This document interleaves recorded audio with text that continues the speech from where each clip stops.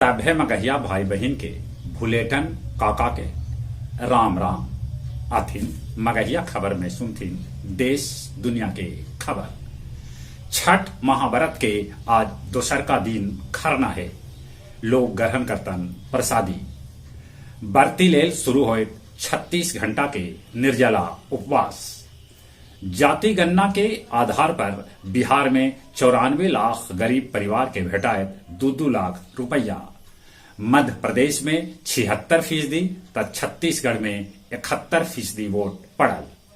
छठ के बाद बिहार के भेटा सकहत 60 गो प्रमोटेड आईएएस।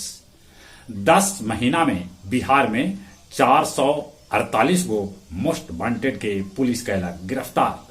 नैनीताल भीर खाई में एगो पिकअप वाहन गिर गेल, जेकरा में 9 आदमी के हो गेल मौत। सुरंग में फंसल 40 मजदूर के बचाव कार्य बीचे में तकनीकी खराबी आवे से रोक देवल गेल। जल्दी ये काम चालू कैल जाए। दक्षिण गाजा में इजरायली सेना गिरौलक बम। रूस बनौलक महाविनाशकारी हथियार। आयरलैंड में बिहार के लइकन छठ के महिमा पर देलन नाट्य प्रस्तुति। आज बांग्लादेश से टकरा सके चक्रवात मिथिली। हमला के चलते यूक्रेन में बिजली व्यवस्था गड़बड़ा गेल है। कैकन जगह बिजली के संकट हो गए।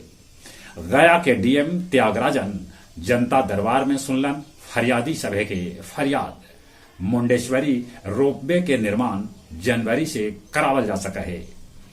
गया गांधी मैदान में जहां फल के दुकान लगल है, टैक्स वसूली के लेके दुकानदार जतौलन विरोध।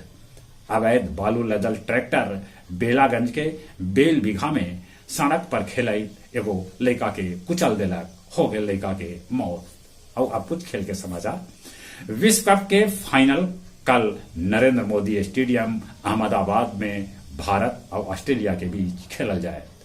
प्रधानमंत्री नरेंद्र मोदी कल के मैच में हो सका था उपस्थित। उरुग्वे विश्व चैंपियन अर्जेंटीना के 2-0 से हरा दिलक।